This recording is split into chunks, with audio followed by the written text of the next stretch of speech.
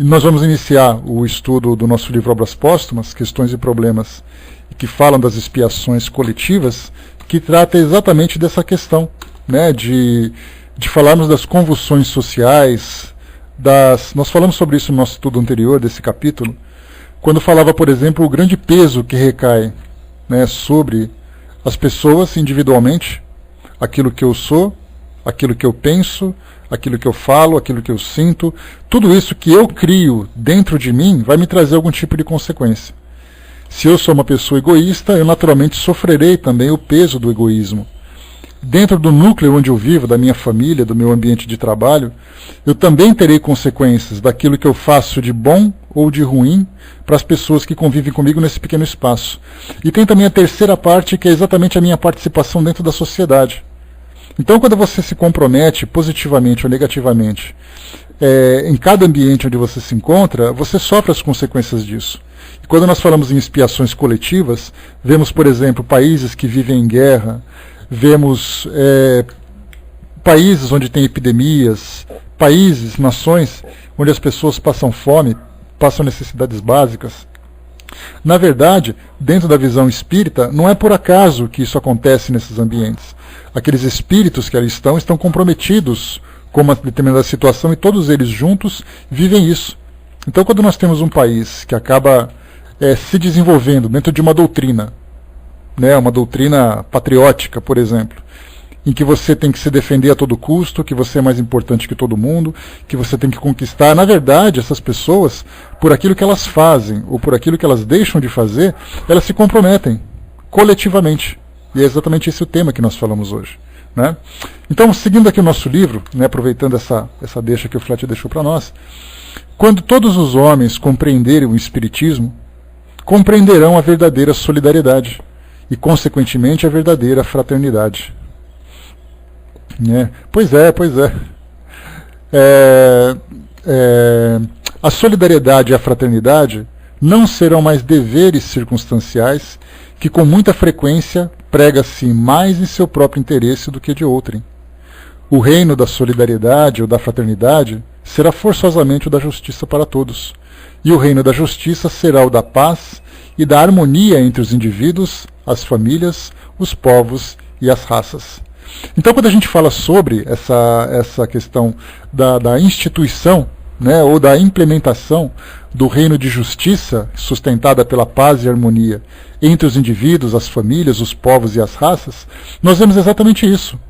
O nosso mundo continuará sendo um mundo de provas e expiações enquanto os homens viverem com esse pensamento de que nós somos mais importantes, de que a força física, a força bélica, a força política, a força econômica, ela foi um instrumento de transformação. Sendo que, na verdade, o que vai transformar, embora seja uma expressão que nós vejamos de uma forma utópica, romântica, é exatamente essa visão do amor. O amor entre as pessoas, que esse amor denota o respeito, a solidariedade, a fraternidade, a paz e a harmonia entre todos. Kardec pergunta, chegar-se-á a ele, a esse reino de justiça? Duvidar disso seria negar o progresso. Se compararmos a sociedade atual, nas nações civilizadas, ao que ela era na Idade Média, certamente a diferença é grande. E se, portanto, os homens caminharam até aqui, por que parariam? Então, quer dizer, o Kardec fala isso naquela visão do século XIX, vivendo ali grandes conflitos que a Europa viveu naquela época, e nós, no século XXI, podemos ver exatamente a mesma coisa. Hoje nós temos uma sociedade que vive ainda suas dificuldades, vive seus problemas, mas são problemas muito diferentes daquilo que acontecia há coisa de 2, 3 séculos. Nós falamos isso no nosso estudo anterior. Lembremos sempre que nós vivemos em 1888, 1988, nós temos aproximadamente 140 anos de diferença daquele sistema escravagista que existia no Brasil. Para ser mais preciso, de 88 para cá, nós temos 98, 2008 são 20, são 125, 130 anos aproximadamente. Em 130 anos, nós tínhamos escravos aqui oficialmente regularizados aqui. Ou seja, oficialmente aceitos pela sociedade. De lá para cá, em 130 anos, nós mudamos esse pensamento e estamos tentando combater o preconceito, tentando organizar a sociedade para que ela seja igualitária para todos, ofereça oportunidades para todos. Então nós vemos diferenças, mas são diferenças muito, perdoem-me a redundância, são diferenças muito diferentes daquelas que viviam anteriormente. Os escravos e hoje as pessoas que sofrem exclusão social.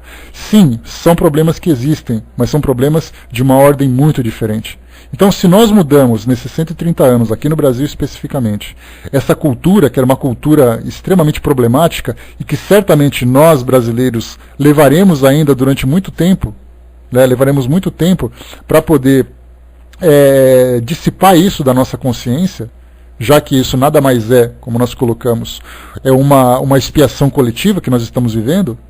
Todo mundo diz assim, mas o brasileiro sofre tanto, o brasileiro isso, porque o Brasil é isso, e coisa e tal. Se nós analisarmos essa questão da expiação coletiva, pensando, aquilo que eu vivo hoje é um reflexo daquilo que nós vivemos, daquilo que nós construímos no passado. Dos extermínios, dos desmatamentos, beijo, Jana, bom dia, João. Dos extermínios, dos desmatamentos, das injustiças que foram praticadas, tudo isso são os reflexos que vêm se desdobrando de lá para cá. Então hoje nós vivemos uma situação de expiações, não há dúvida disso. Quanto tempo essa expiação vai durar, quanto tempo esse período vai durar, a gente não sabe. Mas certamente vai durar menos quanto mais nós nos empenharmos nesse sentido. Mas aí nós nos perguntamos, mas será que a sociedade está preocupada com essa ideia de paz e harmonia entre os indivíduos? Nós vemos manifestações que sim. As pessoas querem justiça, as pessoas querem igualdade, mas ainda nós encontramos aquelas pessoas que provocam essas turbulências. E provocando essas turbulências, a gente acaba se perguntando, será que vale a pena a gente lutar por esse reino de justiça? Como Kardec colocou, se nós chegamos até aqui, por que nós pararíamos nesse processo de transformação? E continua. Observando o caminho que percorreram há apenas um século, pode-se avaliar o que farão daqui a outro século. Então Kardec já faz uma previsão daquilo que aconteceu no século passado para ele, o que aconteceria um século depois, que nós já estamos comemorando, esse ano nós comemoramos 160 anos do lançamento do Livro dos Espíritos, do livro do Evangelho segundo o Espiritismo, se eu não me engano. Então nós estamos ali há um século e meio depois de Kardec, e certamente nós encontramos um mundo muito diferente daquele que vivia.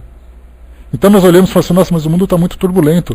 Volta um século e meio no tempo e estuda um pouquinho de história. A história dos países que viviam naquela época. Como era a França, como era a Europa, como era aqui no Brasil. Mais uma vez, 160 anos, nós éramos um país escravagista. O Brasil é considerado, para a gente ter uma ideia, o país que mais escravos teve no mundo, em toda a história. A quantidade de escravos que vieram para cá, trazidos obviamente da África, foi uma quantidade absurda que nenhum outro período da história e nenhuma outra nação foi capaz de criar. Então olha só o que nós criamos para nós mesmos. Em 160 anos, a escravidão não existe no Brasil. O que existe são os desequilíbrios, que já não tem concordância com a sociedade, mas antigamente você comprava as pessoas, comprava e vendia as pessoas com a maior naturalidade. Então nós temos uma carga moral negativa muito grande para poder dissipar das nossas consciências. E infelizmente a maioria de nós estamos comprometidos com isso. Felizmente estamos trabalhando em prol hoje de uma construção de um mundo melhor, mas ainda enfrentamos alguma dificuldade. Flet colocou, quando vamos em direção às colônias espirituais, temos que passar pelo umbral. Pois é, para a gente poder chegar nas esferas mais elevadas, é importante que nós primeiro expurguemos aquilo que existe de negativo em nós. O expurgo é necessário para dissiparmos essas impurezas que existem ainda daquilo que nós mesmos criamos. E continua para nós aqui. Bom dia professor, bom dia Sandra, bom dia Silvia. Continuando para nós aqui. Só um instantinho que eu apertei um botão errado. Está aqui. Agora entrando no estudo de hoje, que eu fiz só uma releitura daquilo que nós já vimos no estudo anterior. As convulsões sociais, olha só, as convulsões sociais. O Brasil hoje vive isso, esses protestos que nós vemos nas ruas, essas manifestações que são legítimas. O que é errado são aqueles indivíduos que se infiltram nessas manifestações e provocam essa destruição que nós vemos hoje. Ônibus queimados, vidraças quebradas, pessoas feridas, pessoas morrendo, mas as manifestações, o objetivo delas, o propósito delas são legítimos. Pessoas querem melhor qualidade de vida, melhor condição, igualdade entre todos. Então são protestos que são legítimos, que a nossa lei assegura e que moralmente também são válidas. Mas os excessos são aqueles elementos que acabam distorcendo esse propósito inicial. Então Kardec diz assim para nós, que as convulsões sociais são as revoltas dos espíritos encarnados contra o mal, que os mata aos poucos, o indício de suas inspirações para este mesmo reino da justiça, do qual tem sede, sem todavia se aperceberem claramente do que querem e dos meios de consegui-lo. É por isso que se movimentam, se agitam, subvertem à torta e à direita, criam sistemas, propõem remédios mais ou menos utópicos, cometem mesmo 1000 injustiças, supostamente pelo espírito de justiça, esperando que deste movimento saísse, talvez, alguma coisa. Mais tarde definirão melhor suas aspirações e o caminho se aclarará. Olha que interessante esse texto, parece que ele foi escrito hoje, e que nós podemos encaixar exatamente no contexto que nós vivemos. As pessoas tentam, de todas as formas, manifestar a sua revolta, a sua insatisfação, aqueles de uma forma mais pacífica, aqueles de uma forma mais desequilibrada, mas todos estão protestando por alguma coisa. Aquele indivíduo que põe fogo num ônibus, que a gente fala, tem que prender esse indivíduo, e tem mesmo, porque ele acaba destruindo o patrimônio público e pondo em risco a vida das pessoas, quando realmente afeta a vida das pessoas, são manifestações feitas por pessoas que não têm outro recurso, a não ser a violência. É a linguagem que ele utiliza. Isso justifica? Não. Mas é uma explicação que nós temos. Mas certamente, conforme as pessoas forem se modificando, os seus protestos serão diferentes, ao mesmo tempo que os próprios governantes também agirão de uma forma diferente. Então nós temos uma elevação daqueles que estão no poder administrativo, não no poder de imposição, né? Mas no poder administrativo, e ao mesmo tempo uma elevação da sociedade. Tudo isso então vai se atenuando gradativamente. Então, mais tarde, como Kardec colocou, definirão melhor suas aspirações e o caminho que se aclarará. Tem uma definição interessante, que certa vez eu estava fazendo um estudo pessoal, leitura, pesquisa, para entender um pouco do que era o terrorismo. O que passava exatamente na cabeça, né, o que se passava na cabeça dos terroristas. E teve uma definição interessante, dizendo que o terrorista nada mais é do que o fraco protestando do jeito que ele sabe contra alguém mais poderoso.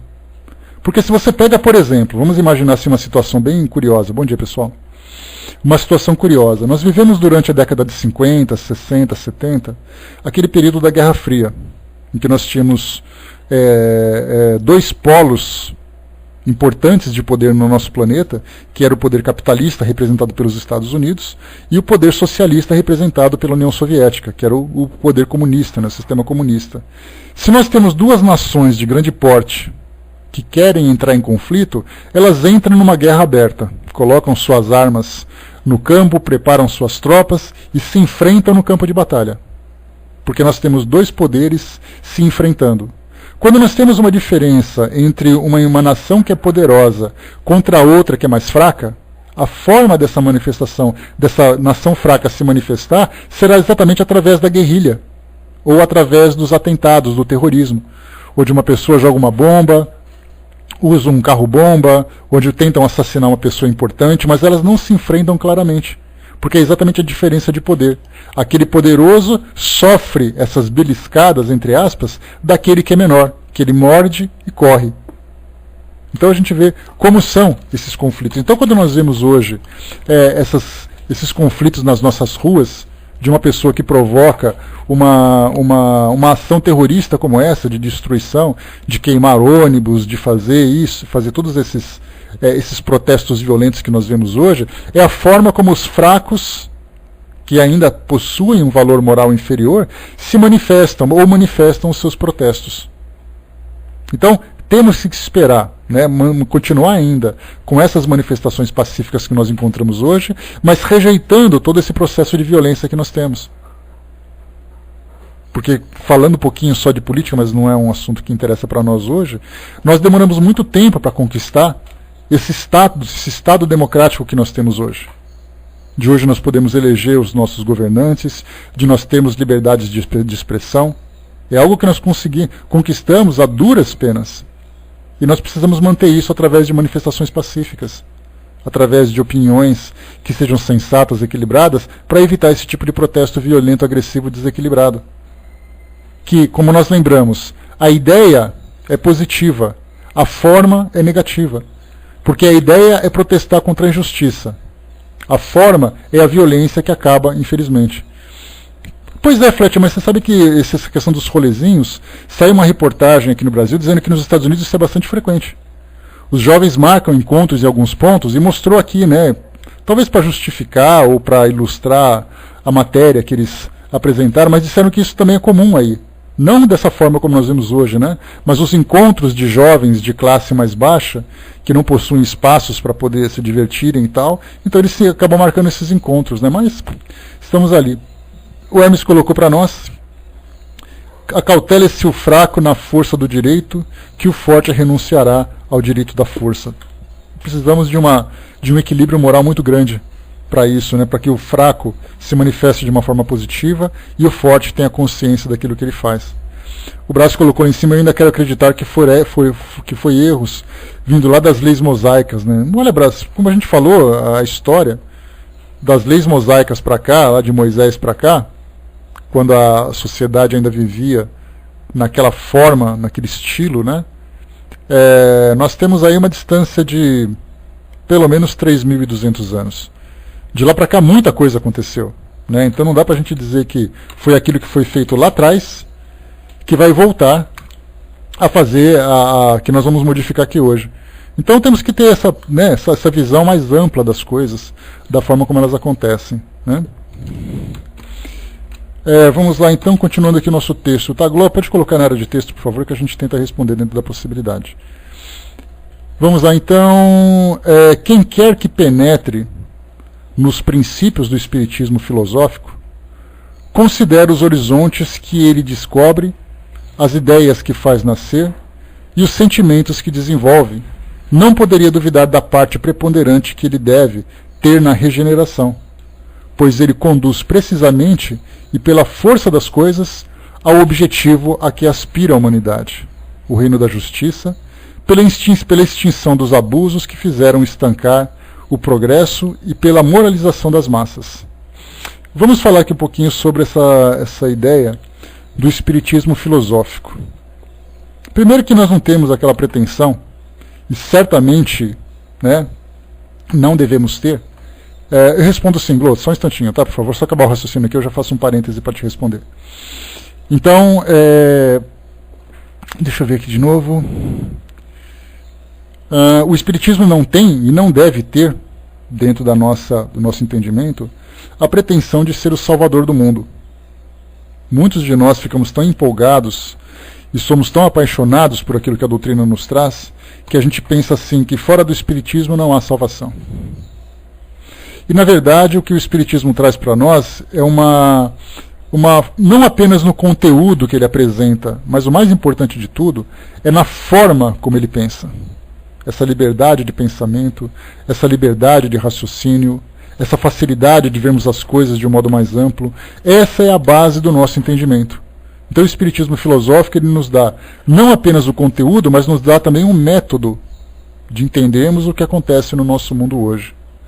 Quando se fala para nós aqui que o espiritismo tem essa vontade, ou tem essa aspiração que a humanidade tem toda, que é o reino de justiça, por essa extinção dos abusos, esse trabalho de evangelização, ou esse trabalho de moralização, ele vem exatamente através da conscientização. Moralização e evangelização, todas as religiões verdadeiras fazem. Todas elas são sustentadas por esses princípios.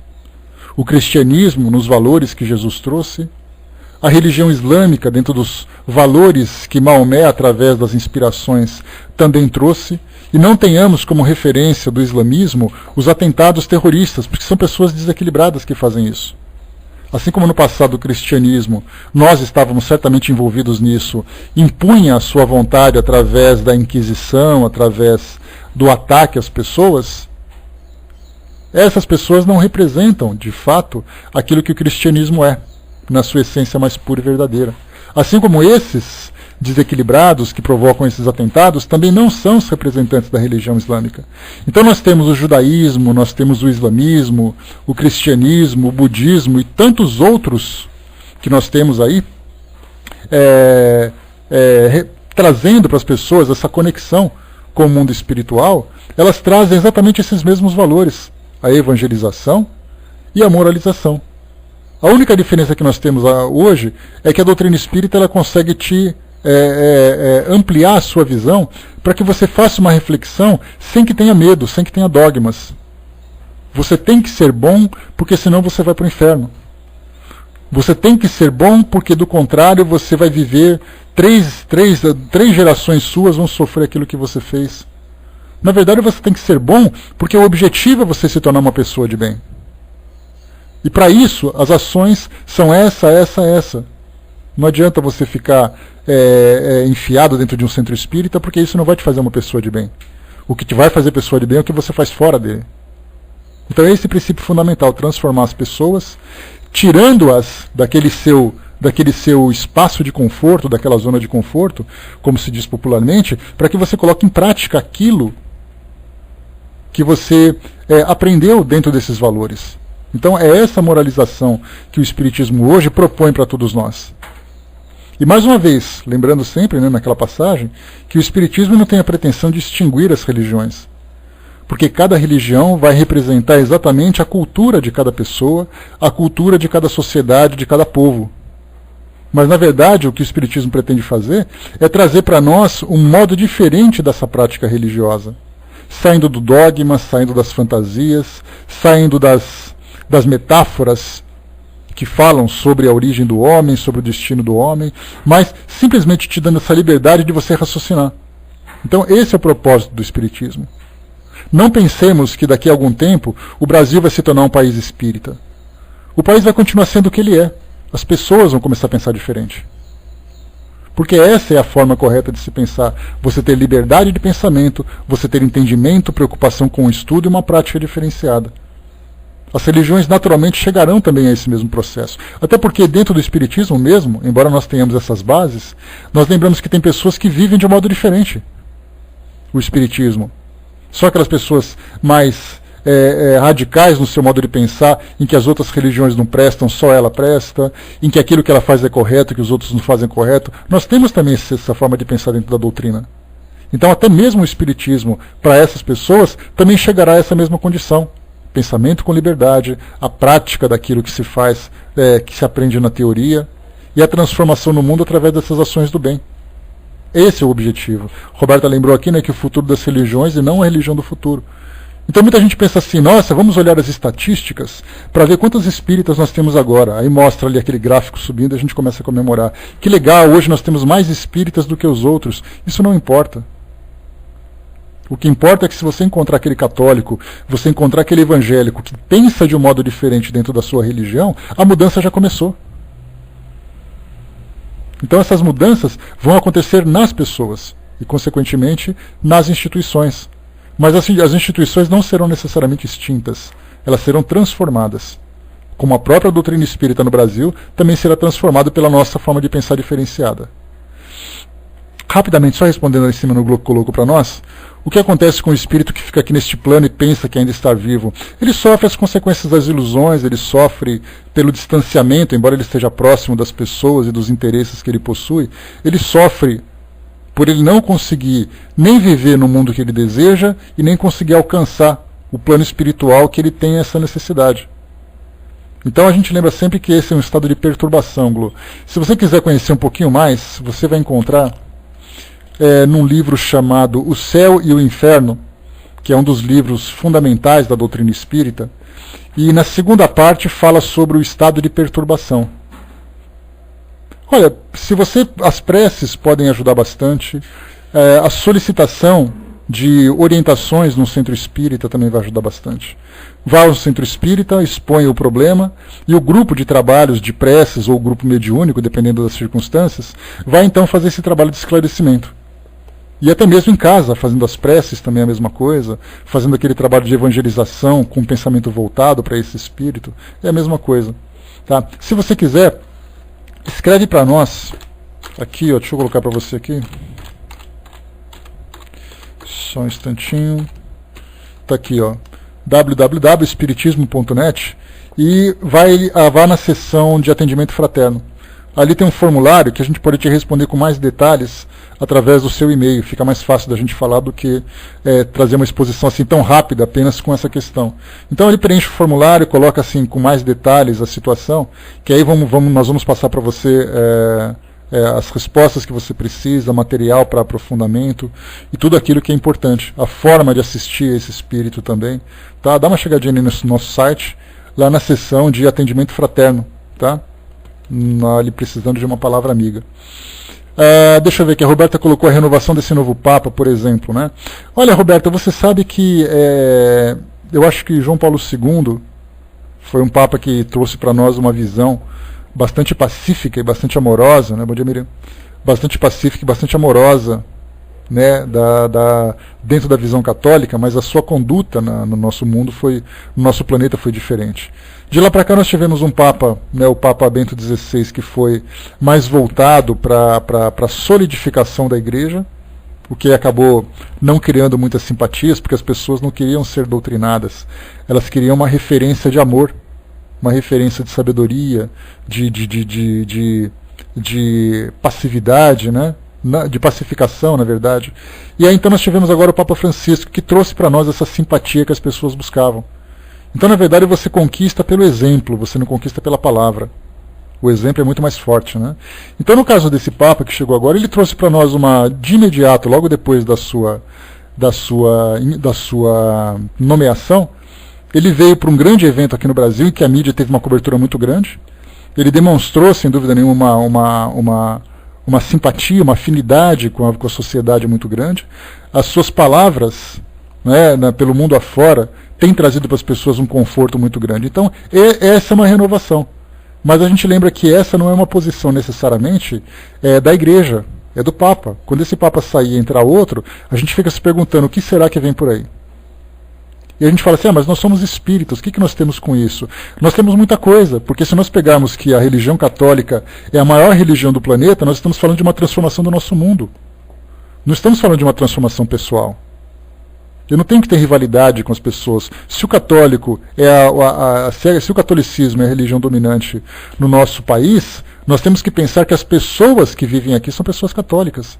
E se dentro desse catolicismo elas conseguirem se transformar, seguindo esse exemplo de sabedoria, de boa vontade, como esse representante mostrou, nós teremos uma transformação natural no nosso país também, e consequentemente no mundo ocidental, que tem ali, né, a influência do catolicismo muito grande. O Fátia colocou, apesar de ser argentino, ainda bem que Deus é brasileiro. Pois é, essa foi a brincadeira que fizeram com ele, né? O Papa pode ser deles, né, mas o Deus é nosso, mas tudo bem. Roberta colocou, o Papa João Paulo era muito bom, mas radical, né? Esse novo tem mais amorosidade, né? Cada um dentro do seu perfil. Assim como nós temos hoje também, para a gente ter uma ideia, todos nós precisamos de representantes. Todos nós temos a necessidade de uma liderança. E isso é natural do ser humano. Dentro de casa você tem aquele que mais se destaca, dentro da sociedade, dos governantes, tem aquele que mais se destaca, dentro de qualquer campo você tem alguém que se destaca pela sua liderança. E dentro do espiritismo não é diferente. Então hoje nós temos a necessidade também, a gente vê muito isso nas pessoas, principalmente aqueles que estão começando, eles procuram assim, eu quero ser espírita. Quem é o espírita de referência? Não quem é o Papa do Espiritismo. Esse pensamento quem tem são pessoas que não são espíritas. Mas quem seria o líder do Espiritismo? As pessoas buscam essa liderança. O Chico Xavier seria essa referência, mas ele já não está mais entre nós, né, Fletcher? A pergunta é, quem o sucedeu? Então as pessoas buscam isso. Aí você sai do Chico, depois vem o Divaldo, depois sai o Divaldo, depois vem outro, então as pessoas ficam buscando. E cada pessoa tem uma personalidade diferente. Significa que dentro desses que estão se aproximando, que tem simpatia com o Espiritismo, que deseja conhecer, vai ver o Espiritismo de acordo com o caráter e com o perfil desses representantes. Aí, através do estudo, a gente vai compreender Pois é, a gente tem vários, né? A Anete é uma palestrante, o Haroldo é palestrante, mas o Divaldo, pela extensão do trabalho e pelo tempo que ele tem de atuação, Roberta, seria aquele que mais se destaca dentro da doutrina espírita. Né? Que tem mais participação por aquilo que ele, pela instituição que ele construiu. Ele já tem aí, né? Sei lá, mais de 70 anos de mediunato, vamos dizer assim. Então, assim, a referência seria ele? Para muitos, sim. E como você entenderia o Espiritismo? Dessa forma, das palestras, do conhecimento e coisa e tal. Antes disso, você tinha o Chico. Como é que você entendia o Chico? Aquele velhinho bonzinho, fazendo caridade. Então você vê que o perfil do Espiritismo vai mudando conforme o perfil daqueles que são eleitos como líderes pelas pessoas comuns. A mesma coisa acontece com as instituições religiosas também. Né? É a mesma coisa, né, Fletcher? A gente tem representantes que a sociedade elege, mas que não são necessariamente representantes morais, né, tão altos assim, tão fortes para poderem de fato representar esse título que receberam. Né? Vamos em frente, pessoal. Se aqueles que sonham com a manutenção do passado não julgassem assim, não se aferrariam tanto a ele. Eles se deixam morrer tranquilamente, como aconteceu a várias utopias. Só isso deveria dar a pensar a muitos zombadores que deve haver aí algo de mais sério do que imaginam. Mas há pessoas que riem de tudo, que ririam de Deus se o vissem na Terra. Depois, há aqueles que têm medo de ver apresentar-se diante de si a alma que se obstinaram a negar. Só um instantinho, pessoal.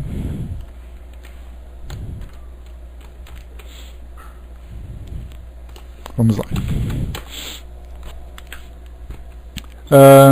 Qualquer que seja a influência que o Espiritismo deva um dia exercer sobre o futuro das sociedades, não quer dizer que ele substituirá sua autocracia por outra autocracia, nem que imporá leis. Primeiro porque, proclamando o direito absoluto da liberdade de consciência e do livre exame da matéria de fé, como crença, ele quer ser livremente aceito pela convicção e não pelo constrangimento. Pela sua natureza, ele não pode nem deve exercer nenhuma pressão. Proscrevendo a fé cega, ele quer ser compreendido. Para ele não há mistérios, mas uma fé raciocinada, apoiada sobre os fatos, e que deseja a luz. Não repudia nenhuma das descobertas da ciência, já que a ciência é a coletânea das leis da natureza, e que, sendo de Deus, essas leis, repudiar a ciência seria repudiar a obra de Deus. Aqui um ponto importante, que fala que o Espiritismo não quer ser uma autocracia. O que é autocracia? É aquele domínio absoluto, poder absoluto. Então, se hoje nós temos uma religião que impõe esse poder absoluto, o Espiritismo não tem a pretensão de derrubar esse poder para poder depois chegar e trazer para nós uma outra forma de imposição. O Espiritismo por si só, apenas por essa liberdade de consciência, por essa capacidade de livre exame em matéria de fé, como Kardec coloca, já é o suficiente para ele apresentar, né, o seu propósito, para dizer o que ele veio fazer. E esse é o ponto fundamental. Então não adianta nós ficarmos debatendo qual é a melhor das religiões. A melhor da religião é aquela que faz a pessoa ficar feliz com o que ela tem. Se você gosta de ser evangélico, seja evangélico. Se você gosta de ser católico, seja católico. Se você gosta de não ser nada, que não seja nada. A nossa proposta não é fazer isso. É simplesmente dizer para ela, olha, não importa no que você acredite, mas reflita sobre aquilo que você acredita. Tente encontrar a verdade filosófica, a verdade científica, para você não cair em ilusão, não ficar preso em dogmas. Porque do contrário, se você se ilude com essas fantasias, vai chegar um momento em que você vai se desiludir. E essa desilusão vai tirar de você aquilo que é o mais precioso, que é a base em que você se sustenta na sua elevação espiritual. Por isso, mais uma vez, ele quer ser livremente aceito pela convicção. Quer dizer, as pessoas têm que desejar conhecer aquilo. E o mais importante também, que é mais fundamental, que eu já coloquei para vocês agora há pouco, a pessoa não precisa necessariamente se converter naquilo que ela não quer. Como Kardec colocou, eu já falei para vocês isso várias vezes, inclusive já li para vocês aqui o que Kardec apresentou para nós, ele diz assim que o Espiritismo não tem a pretensão de fazer com que as pessoas deixem de ser aquilo que elas são, no que diz respeito às suas religiões. Na época dele, a gente traz isso sempre porque eu gosto de reforçar isso, Kardec ele trabalhava com médiums que eram médiums muçulmanos, que eram médiums católicos. Então você era um católico espírita, você era um muçulmano espírita, não faz diferença a religião que você acredita. Se você gosta de frequentar aquele ambiente, frequente. Mas o que o Espiritismo traz, pense bem naquilo que você está acreditando, para que você não se deixe levar por essas ilusões, para que você não tenha medo. Porque as religiões, na verdade, atraem muitas pessoas para poder livrá-las do medo do desconhecido. E esse medo do desconhecido é exatamente aquilo que nos limita. Já falei para vocês, a culpa e o medo são as duas grandes âncoras que nos impedem de evoluir. E muitas vezes as próprias religiões trazem esse terrorismo espiritual, fazendo com que as pessoas vivam com medo daquilo que elas não vão encontrar. Ou trazendo um caminho ilusório, um caminho distorcido, para elas alcançarem aquilo que elas desejam. Então que vivam aquilo que elas desejam viver. Num outro estudo nosso nós conversamos sobre a questão de alguns dos sacramentos que são praticados dentro das igrejas, né? No caso, por exemplo, o batismo, a primeira comunhão, o casamento. E aí foi perguntado assim, escuta, o que o Espiritismo pensa sobre o casamento? Aí aparecem aqueles pseudo-sábios representantes do Espiritismo dizendo assim, o espírita não acredita no casamento, o espírita não precisa se casar, o espírita não acredita no batismo. Ou seja, e se por acaso eu for um católico que gosta do Espiritismo? Eu não posso ser um espírita também? Ou eu tenho que deixar de ser católico para ser espírita? Para Kardec isso não fazia diferença. Ele dizia, não faz diferença no que você acredita. O Espiritismo está te apresentando uma forma de pensar, não no que você tem que pensar. Se você diz para as pessoas, para você ser espírita, você tem que acreditar nisso. Você está fazendo o mesmo dogmatismo que se faz nas outras religiões. Olha, para você ser espírita, você tem que, 2 pontos. Tem que acreditar em reencarnação, tem que acreditar em mediunidade, tem que acreditar no mundo espiritual, você tem que acreditar, porque se você não acreditar, você não é espírita. Errado. O Espiritismo não faz isso. Se você quer casar numa igreja, se case na igreja. Se você quer batizar seu filho, batize seu filho, isso não faz diferença para o Espiritismo.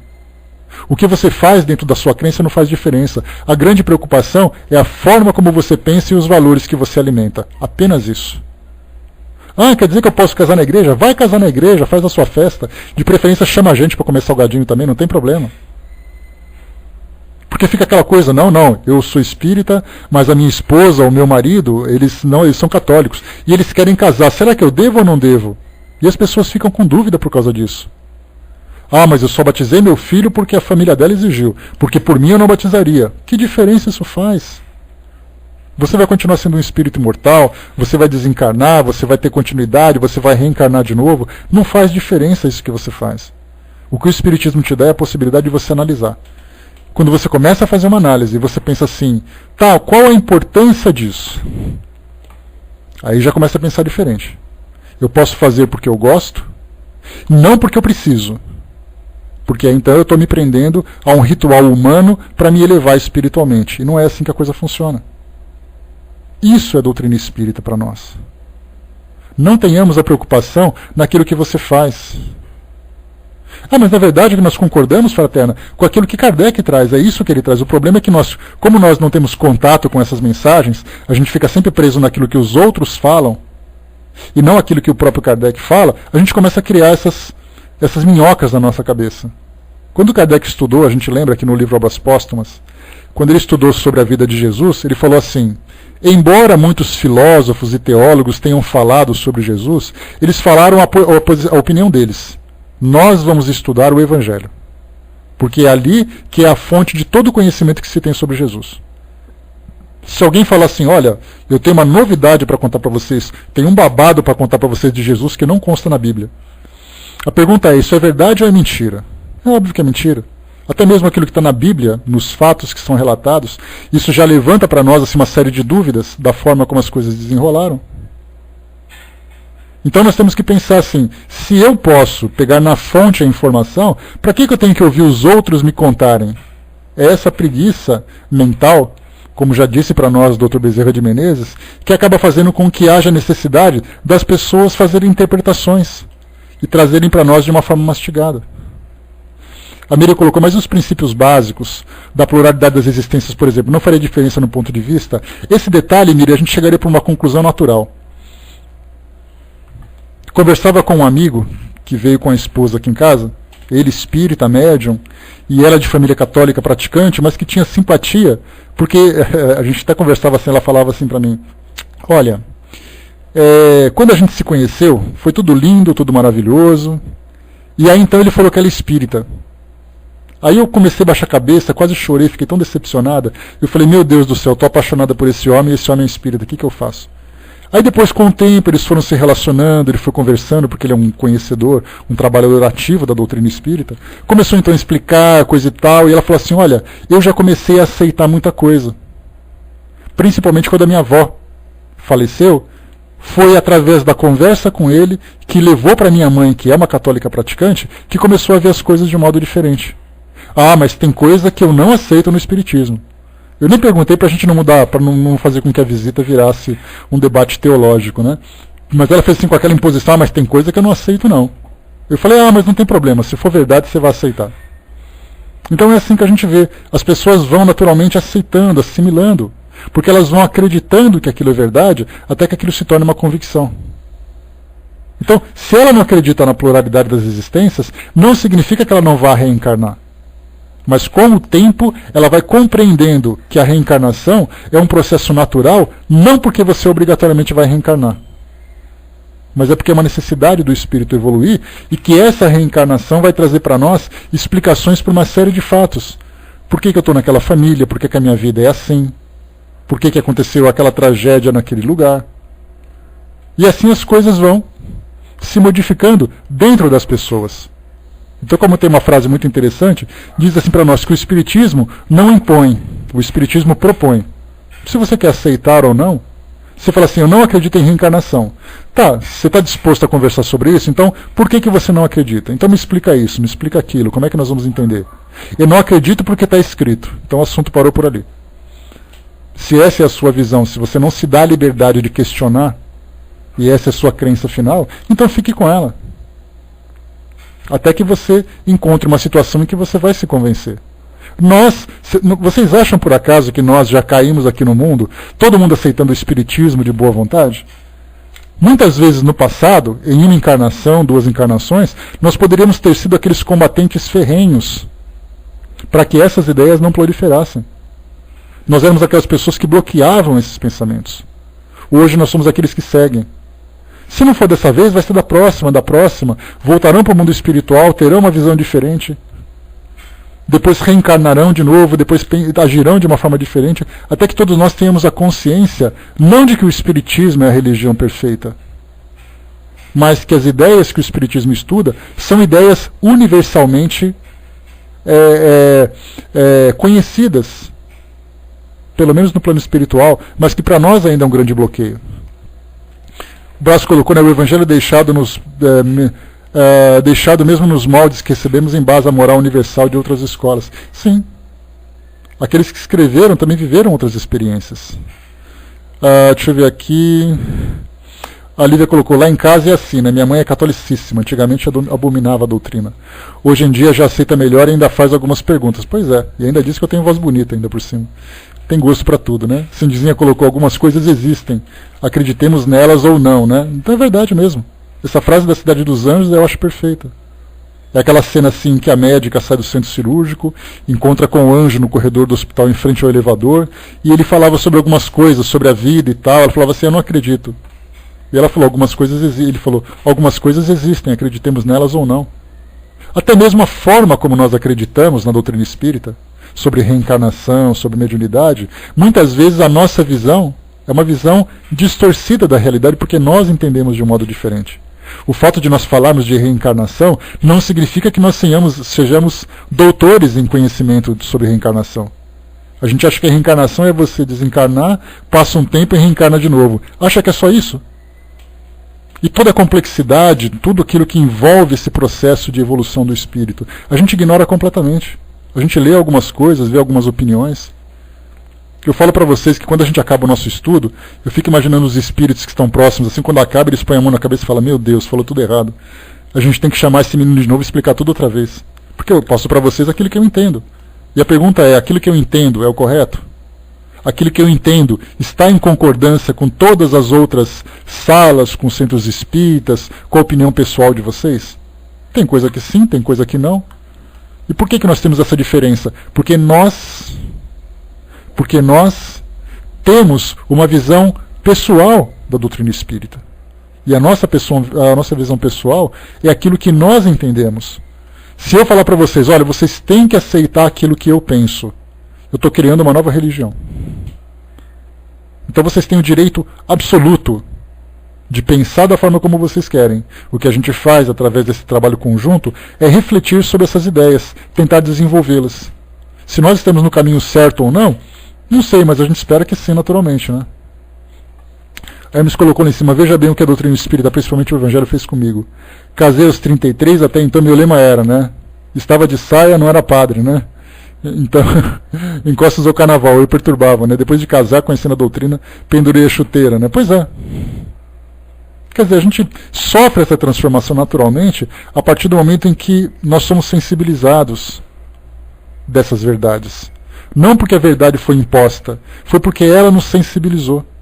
E essa sensibilização nos transforma sem dúvida nenhuma. Assim como outras pessoas em outras religiões também são sensibilizadas pelas verdades que eles aceitam.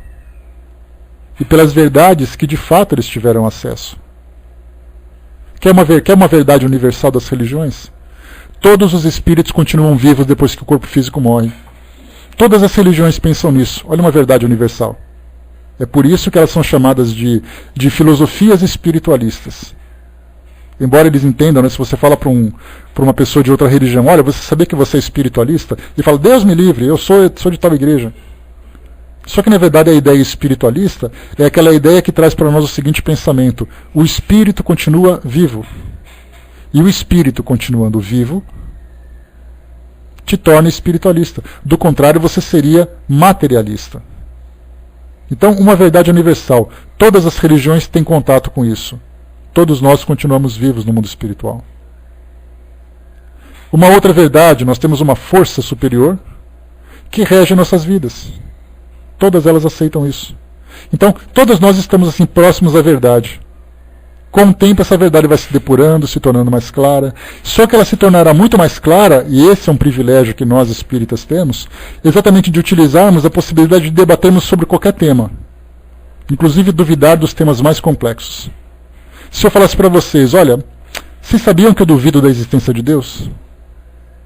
Não penso dessa forma, mas vamos supor que eu trouxesse para vocês esse pensamento. Muita gente colocaria a mão no rosto e falaria, como você não acredita em Deus? Eu não acredito. A minha inteligência não conseguiu ainda encontrar um caminho para poder ter essa convicção.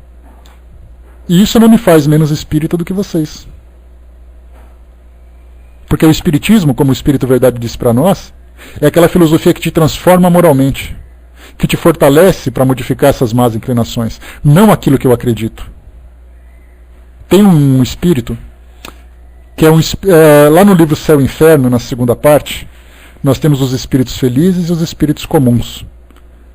Aqueles espíritos comuns são aqueles que tiveram uma vida feliz aqui no nosso planeta e desencarnaram de um modo equilibrado, de um modo acolhedor, que tiveram um bom desenvolvimento no mundo espiritual. Não eram considerados espíritos sofredores. E o espírito traz um depoimento assim para Kardec: olha, a minha vida foi pautada nesses valores. Assim, assim, assim, vivi dessa forma, fiz tal coisa. Só que o interessante é que eu era muito mais espírita do que eu imaginava. Porque eu cheguei aqui no mundo espiritual, comecei a ter conhecimentos que eu não tinha. E tudo da forma como eu agia de modo instintivo, porque aquilo estava dentro de mim. Então você pensa que é o rótulo que faz a diferença? Não, é o modo como a pessoa vive. O Bagre colocou, né? Espírito de gay se manifesta desmunhacando. Pode parecer brincadeira, Bagre, mas quando você fala num espírito que desencarna, o espírito, de modo imediato, ele é aquilo que ele é. Ele vai ser um homossexual, ele vai ser um deficiente, ele vai ser um agressor, ele vai ser um pacificador, ele vai ser um religioso. Da mesma forma que tem espírito que se manifesta. Então o médium está ali concentrado, né? Paradinho assim na mesa, esperando a manifestação. De repente o médium levanta o peito daquela estufada, levanta o nariz e pergunta: quem aqui me chamou? Com aquela arrogância, com aquela petulância. Por quê? Porque ele era assim quando estava encarnado. Ele acredita nisso. Na verdade, Armando, não é a condição da matéria, é aquilo que o espírito acredita. O espírito é aquilo que ele acredita ser. A matéria tem grande influência, mas ele continua sendo assim. Tanto é assim que nós pensamos, se por acaso nós desencarnássemos, nós perderíamos a nossa personalidade. Eu vou desencarnar e acredito que eu vou me encontrar como homem no mundo espiritual. Assim como a Cindizinha vai desencarnar e vai se ver como uma mulher no mundo espiritual. Por que isso? Porque ela acredita que é assim. Nós não nos tornamos assexuados quando desencarnamos. Porque se fosse assim, significa que é a matéria que te transforma em homem ou mulher. Na verdade são os seus desejos, na verdade são os seus sonhos, são as suas convicções, são as suas atitudes, seus sentimentos. Então a matéria nos influencia e nós vamos então incorporando essa ideia. Então, se no mundo espiritual eu sou um espírito que fala dessa forma, não temos espíritas que falam com sotaque carioca? Espíritos que falam com sotaque... Espíritos puros, sem dúvida. Nessa condição de espírito puro, ele já não tem mais nem influência da matéria. Mas a gente fala desse espírito que se manifesta numa reunião mediúnica, né? Espíritos comuns, espíritos da nossa dimensão aqui. Então, na verdade, ele vai ser o que ele é. Tem espírito que é artista, que quando ele se manifesta cantando. Tem espírito que conta piada, porque quando encarnado ele contava piada. Tem uns que conta piada cabeluda também, porque ele gostava disso, era o mundo dele. Então, na verdade, Bagre, embora a sua pergunta possa ter sido assim, meio engraçada, meio cômica, é uma grande realidade. O espírito é aquilo que ele continua sendo. Aquilo que ele acredita ser. Do melhor e do pior. Vamos lá, pessoal, só para a gente poder avançar um pouquinho mais aqui nesse nosso estudo. A gente falava aqui sobre o Espiritismo, aquilo que o Espiritismo traz para nós. Um ponto fundamental. O Espiritismo não repudia nenhuma das descobertas da ciência, já que a ciência é a coletânea das leis da natureza. E sendo Deus, sendo de Deus essas leis, repudiar a ciência seria repudiar as obras de Deus. Vocês querem ver um fato interessante? Que a gente pode aplicar exatamente aquilo que Kardec pôs agora, que as descobertas da ciência fazem parte da lei de Deus. Ainda hoje, nós temos algumas instituições que pensam assim. Vamos falar sobre a origem do mundo. Se nós pegarmos ali o livro Gênese da Bíblia, não a Gênese espírita, mas Gênese da Bíblia, nós teremos ali que Deus criou o mundo em 6 dias, descansou no 7º, que criou o homem do barro, soprou-lhe as narinas e deu ali o sopro da vida, depois tirou uma costela e criou a Eva e coisa e tal. Beleza, não importa se isso é uma figura de linguagem, se isso é um fato, se é uma fantasia. Para nós espíritas, isso é um fato, aliás, isso é uma verdade, mas uma verdade contada através de uma fábula, através de uma alegoria. Que quando fala que o homem foi criado da terra, fala exatamente da constituição do nosso organismo. E o sopro da vida nada mais é do que o espírito encarnando na matéria. Com relação ao tempo, pode ser uma questão de interpretação, mas nós podemos transformar aqueles 6 dias em eras em que o nosso mundo foi evoluindo nesses milhões de anos, ou nesses bilhões de anos. Pois é tão fácil, né, Armando? Então a gente vê que são alegorias, é a forma alegórica como isso é passado, para que naquela fase foi interpretada. Só que, estudando a Bíblia, fazendo ali um cálculo, aqueles que hoje seguem fielmente o que está escrito, todos os dias caminhando, segunda a sexta, das 9 às 9 horas. Então, seguindo fielmente aquilo que está colocado, o nosso planeta hoje teria aproximadamente 6.000 anos. 6.000 anos apenas. Porque na Bíblia, dentro da contagem que é apresentada, dá esse valor. Só que aí, as pessoas dizem, não, isso aí é a ideia do criacionismo. Depois é importante vocês fazerem uma pesquisa o que é o evolucionismo e o que é o criacionismo e o choque que existe entre essas duas filosofias. Então, no criacionismo diz que Deus criou o mundo naquele período, 6.000 anos depois, aqui estamos. Só que aí você pega um arqueólogo que faz uma pesquisa e descobre um crânio de um hominídeo que tem aproximadamente 5 milhões de anos. Aí você fala assim, opa, se eram 6.000 anos apenas, como é que eu posso entender agora que são aproximadamente 5 milhões de anos em que um ser vivo foi encontrado? Não é nem a criação do mundo, o ser vivo foi encontrado com 5 milhões de anos. Então antes dele tinha muito mais tempo. A pergunta é, eu aceito aquilo que a ciência me apresentou ou eu me mantenho dentro da filosofia criacionista que eu aprendi? Muitas religiões negam a ciência. Vocês vão encontrar vídeos no YouTube, se vocês tiverem tempo façam isso, procurem para nós ali. Não, o evolucionismo até que é fácil provar, né, Armando? Porque Darwin já trouxe uma ideia básica, né, a Darwin era contemporâneo de Kardec, ele lançou o livro A Evolução das Espécies na década de 60 do século XIX, eu acho que foi em 63, 64, não me recordo exatamente, pesquisem para mim, por favor, e coloquem na área de texto. Então ele era contemporâneo de Kardec. Quando ele trouxe essa ideia da evolução dos seres, ela já foi aceita pela academia e já começou a se desenvolver. Hoje a própria igreja, né? Então é do criacionismo você fala, né? Tá, entendi. Então o evolucionismo Darwin trouxe, mas o criacionismo, tem realmente um cientista, no YouTube vocês vão encontrar, coloquem assim, criacionismo. Ele é de uma igreja evangélica, ele se considera, por exemplo, como... ele diz, né, que profissionalmente ele é um engenheiro, que trabalhou para a NASA, inclusive, fez lá uns trabalhos com a NASA e tal, então ele defende arduamente a ideia do criacionismo e tenta provar que a ciência estava errada.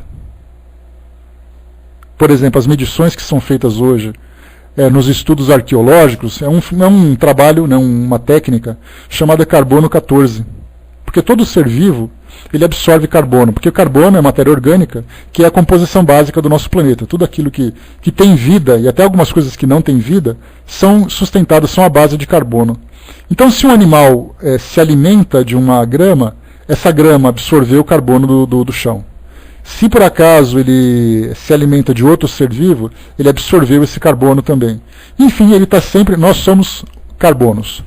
Quando você morre, quando o indivíduo morre, o organismo dele morre, ele para de absorver esse carbono. Mas esses elementos continuam no corpo dele ainda. E com o passar do tempo, a cada século ou a cada período muito longo, ele vai perdendo um pouquinho desse carbono. Então significa que quando você encontra um fóssil e você faz uma experiência, você tem assim, normalmente se ele tivesse vivo, ele teria uma taxa X. Como ele já morreu há muito tempo e esse carbono foi deteriorando, ele teve uma redução. Então eles conseguem, por essa medição, fazer uma datação desses fósseis que são encontrados. Sejam de animais, sejam de plantas, sejam de seres humanos. Ou de hominídeos, seja lá qual for. Então em tudo tem carbono. Então fizeram essa medição. E é uma técnica aceita mundialmente. E quando foi encontrado o fóssil de um dinossauro que tinha ali trocentos milhões de anos, essa pessoa que faz essa defesa do criacionismo, falava assim, essa técnica do carbono 14 é uma técnica equivocada. Então, na verdade, ele tenta provar que a ciência está errada, né? Pois é, né? Que a ciência está errada, mas que aquilo que está escrito está certo. Então, são pessoas que defendem essas coisas maluquices, né? Armando colocou também um arqueólogo espírita que quer provar alguns fenômenos da Bíblia através da arqueologia. Não lembro o nome dele, mas é muito respeitado. Não conheço, Armando. Depois, se você tiver essa informação, passa para nós, por favor. Tá, mas a gente vê que a ciência, você não precisa ser espírita ou evangélico, basta que você encontre uma academia de ciências que é séria, né? Toma um café aqui, né? Pois é. Então, talvez seja essa pessoa que trabalhasse com ele também. Comemos sim, Sandra. Comamos bastante, né? Então, assim, a gente vê que se você nega a ciência, você pega um arqueólogo respeitado, se você lê uma revista científica séria, se você vai numa universidade séria, você tem informações básicas ali para poder conhecer a origem do nosso mundo, dentro das nossas limitações. Agora, se você vai contra isso, a favor de um dogma, isso é lamentável, né? Porque você perde a oportunidade de ter um conhecimento muito amplo. Eu até conversava com a Miriam essa semana, falando sobre o livro A Gênese, né, onde Kardec apresenta para nós alguns dos conhecimentos da época, e que de lá para cá nós tivemos 1,5 século de evolução científica. Então muita coisa a doutrina espírita nos permitiria estudar dentro de um estudo científico, né? Vamos estudar sobre ciências voltadas, apontando, por exemplo, sobre a origem dos homens, a origem do ser humano. Nós teríamos ali livros de ciência que falariam facilmente quais foram os mais antigos fósseis humanos encontrados, quem eram os hominídeos. Por exemplo, né, a Lucy, que é o esqueleto mais antigo de um hominídeo. Quando fala hominídeo, quer dizer que está naquela fase intermediária entre o animal e o homem. O hominídeo é aquele animal que fica em pé e que tem uma semelhança com o ser humano, mas ele não pode ser ainda considerado um ser humano porque ele não avançou. Então, daqueles hominídeos, nós temos aqueles nomes difíceis, né, que falam dos Homo erectus, depois Homo habilis, depois Homo sapiens, os australopithecus, aqueles nomes difíceis lá. Então, cada época foi descoberto depois, né, foram descobertos esses esqueletos, esses fósseis dessas épocas diferentes. Então, hoje nós temos a ciência nos apresentando um acervo enorme de informações, de pesquisas, de técnicas, que nos dão esse conhecimento. Já passou, viu, Hermes? Eu estou naquela fase pré-histórica ainda. O ser humano já evoluiu, graças a Deus. Então, quer dizer, nós temos hoje uma facilidade enorme. Agora, muitas vezes as pessoas falam, não, a ciência está apresentando isso, mas eu não aceito isso porque está escrito em tal lugar que a coisa foi diferente. O Espiritismo não faz isso. Como Kardec colocou para nós aqui, ele mostrou exatamente porque essa liberdade de pensamento, essa fé raciocinada, nos permite fazer essa análise, sem nenhum constrangimento para o conhecimento que a gente tem. Já que a ciência é uma coletânea das leis de Deus, e sendo de Deus essas leis, repudiar a ciência seria repudiar a obra de Deus. Palavras de Kardec. Muito interessantes. Bom, aqui agora Kardec vai falar sobre o poder moralizador do Espiritismo. A gente vai deixar isso para o nosso próximo estudo, na próxima quinta-feira, né, porque a gente já está aqui no finalzinho do nosso horário.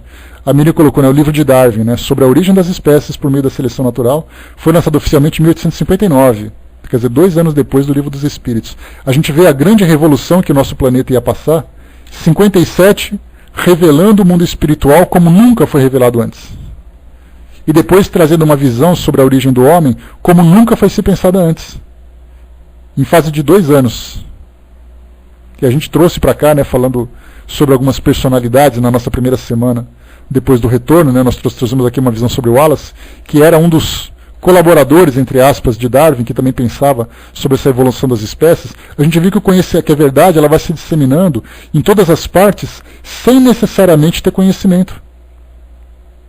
Wallace e Darwin, os dois pensavam sobre a origem das espécies. Os irmãos Wright e Santos Dumont, os dois desenvolveram a aviação sem trocarem informações. Então a verdade, a ciência ampla e pura, ela está à nossa disposição. E aqueles que têm um conhecimento maior, que são mais inteligentes, têm contato com essas verdades. Mas não significa que a verdade esteja disponível para apenas uma pessoa. Nós tivemos uma situação dentro da genética em que 2 grupos interessantes, um americano e um japonês, eles estavam desenvolvendo o mesmo estudo. De repente foram se pesquisar na internet, se encontraram, se juntaram e conseguiram depois alcançar um estudo muito interessante sobre a questão dos nossos genes. Então a verdade, o conhecimento, ele é absoluto e aberto a todos. Basta que nós tenhamos condições de avançar. Muita gente fala assim, mas o câncer não tem cura. O câncer tem cura, nós só não chegamos a ele ainda. Antigamente, transplante de coração era impossível, até que alguém ousou desenvolver uma técnica para isso. O espírito continua vivo no mundo espiritual.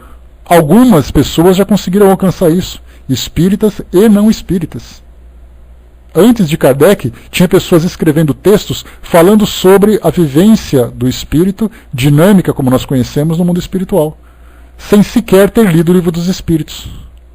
Por que isso? Porque a verdade está à nossa frente. Basta que nós tenhamos capacidade de alcançá-la e de compreendê-la. Simplesmente assim. Será que tem vida em outros planetas? Acreditamos que sim. Quem já encontrou? Por enquanto, ninguém. Mas e se por acaso descobrirem? Se descobrirem, descobriram, porque ela estava lá. O homem não inventou vida fora do planeta, ele descobriu que a vida estava lá. Porque ele conseguiu alcançar esse conhecimento. É como se nós estivéssemos vivendo num ambiente com uma névoa muito densa, com aquelas nuvens muito densas, e nós fôssemos nos elevando, fazendo com que a nossa visão fosse alcançando pontos mais altos para poder ver o céu puro, o céu limpo. Então hoje nós temos essa limitação de conhecimento. Mas no futuro a gente vai avançando. Avançamos até agora como Kardec, por que pararíamos agora? Vamos em frente. A Miriam colocou: o artigo já está pronto desde 1857. Só fazendo ajustes e por questões políticas mesmo, só foi disponibilizado em 59. Né? Então 2 anos ali trabalhando com pressa ainda, para que o Wallace não chegasse na frente. Né? Hermes colocou: na Sparring e Miller tentaram criar seres, mas não vingou porque faltou o primordial, o espírito. Né? Creio que tem sido essa a razão. A ciência está tentando, né? Criar vida, inclusive, né? Criar micro-organismos no laboratório, né? Vamos ver. A Fraterna colocou: agora estão inventando o coração artificial, tomara que dê certo. Criaram pernas artificiais, braços artificiais, coração agora artificial estão fazendo.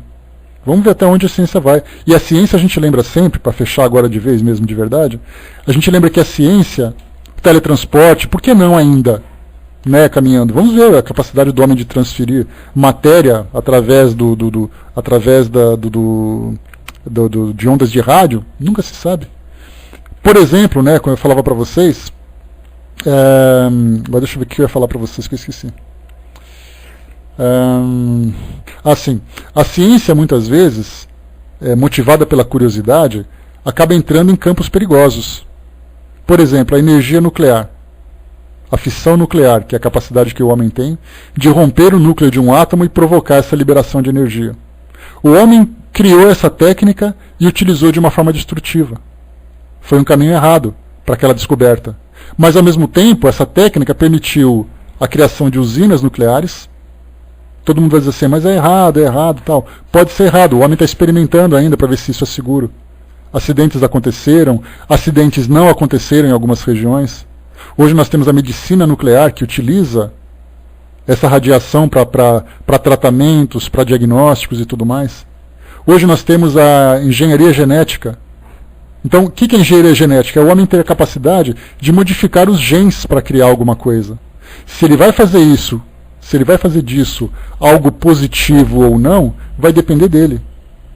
Nós tivemos muitas descobertas na história da humanidade que simplesmente foram esquecidas, porque eram inúteis.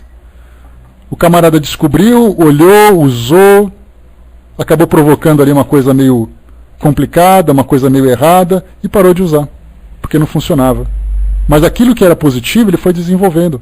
Então nós vamos assim, pelo fato de nós termos valores ainda bastante limitados, nós vamos por tentativas. Você faz alguma coisa e vê o resultado. Se deu certo, funciona. Se não deu certo, para. Então são tentativas de erros e acertos. A modificação genética é uma outra situação também que a gente está vendo hoje, que quando fala assim: olha, você pode curar doenças estudando geneticamente ali, estudando intimamente os cromossomos de um gameta. Beleza, você pode ver isso. Mas ao mesmo tempo você pode escolher a cor dos olhos, a cor do cabelo, o nível de inteligência. Aí você já parte por lado não moral. Hitler fez isso durante a Segunda Guerra Mundial. Através do Dr. Mengele, né, que era ali o responsável médico pelas experiências no campo de concentração, ele fazia experiências para criar o povo perfeito. Deu certo? Não deu certo. Pelo menos não da forma como ele utilizava. Que foi? Se nós comemos carbono, comemos o tempo todo. Né? O que está vivo tem carbono. Bom, pessoal, fechando por aqui o nosso trabalho. Batemos um papinho, nós paramos aqui então na questão número... Questão nada. Na página número 330, no parágrafo que fala, né, em segundo lugar, estando a ação do Espiritismo no seu poder moralizador, né, então dali a gente continua no nosso próximo estudo. O Armando colocou: o Livro dos Espíritos fala da modificação da matéria se for usada para o bem. Não vemos isso em destaque, né? Essa modificação genética foi abordada no Livro dos Espíritos, mas não com a palavra que conhecemos, né? Posso estar errado, mas no que diz a palavra. Mas é por aí mesmo, a gente vê que tem muito conhecimento ainda, que está à nossa disposição, e a gente pode usar para o bem ou para o mal. Né? Então, desde essa parte de modificação da matéria, da parte de gestação, do aborto, de técnicas cirúrgicas, tudo, tecnologia de um modo geral, são descobertas que nós vamos fazendo para aquilo que já existe. Né? Existem ações certas e erradas, né, Fletcher? Não necessariamente o bem e o mal. resultados positivos e negativos. Esse é o ponto importante da gente pensar. Vamos lá então, fechando por aqui o nosso estudo de hoje. Deixa eu ver aqui. Tá, a dona Miriam vai fazer então o encerramento para nós, Miriam?